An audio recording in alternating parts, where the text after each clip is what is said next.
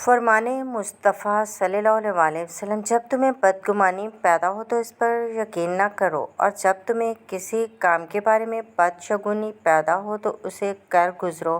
اور اللہ عز و جل پر بھروسہ کرو۔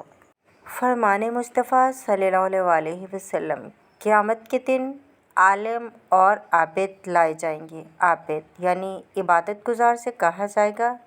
جنت میں داخل ہو جاؤ، اور عالم سے کہا جائے گا تم ابھی ٹھہرو تاکہ لوگوں کی شفاعت کرو، اس صلے میں کہ تم نے ان کو ادب سکھایا۔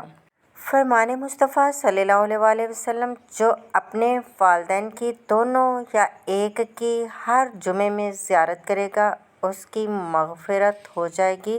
اور نیکوکار لکھا جائے گا۔ رسول اللہ صلی اللہ علیہ وسلم نے ارشاد فرمایا، میت پر رونے کے سبب میت کو قبر میں عذاب دیا جاتا ہے۔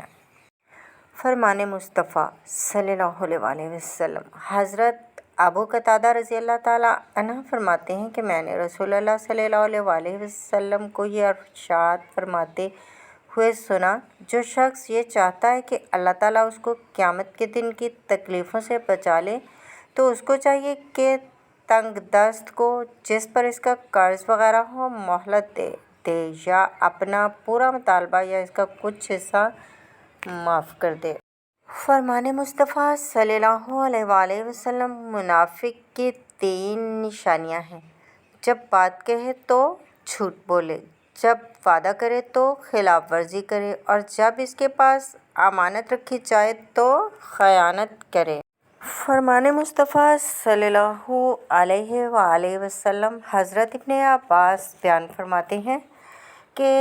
ہم نے رسول اللہ صلی اللہ علیہ وسلم کو یہ فرماتے ہوئے سنا، 2 آنکھوں کو دوزخ کی آگ نہیں چھوئے گی، ایک وہ آنکھ جو اللہ عز و جل کے خوف سے روتی ہو، اور دوسری وہ آنکھ جس نے اسلام کی سرحد کی حفاظت کرتے ہوئے رات گزاری ہو۔ حضرت محمد صلی اللہ علیہ وسلم نے فرمایا، قرآن کے مطابق اپنے دلوں کے زخموں کا قرآن کے ذریعے علاج کرو، اور تم میں سے کسی کا مقصد سورت کو ختم کرنا نہیں ہونا چاہیے۔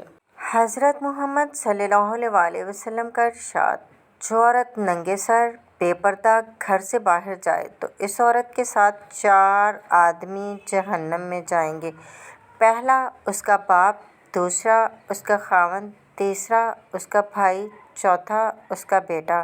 اس حدیث کو جتنا ممکن ہے ہر مسلمان عورت اور مرد تک پہنچائیں۔ فرمان آخری نبی صلی اللہ علیہ وسلم، جو یہ پسند کرے کہ اللہ پاک اس کے گھر میں برکت زیادہ کرے تو اسے چاہیے کہ جب کھانا حاضر کیا جائے تو وضو کرے، اور جب اٹھایا جائے تب بھی وضو کرے۔ وضو سے مراد ہاتھ منہ کی صفائی کرنا، یعنی ہاتھ منہ دھونا، کلی کر لینا۔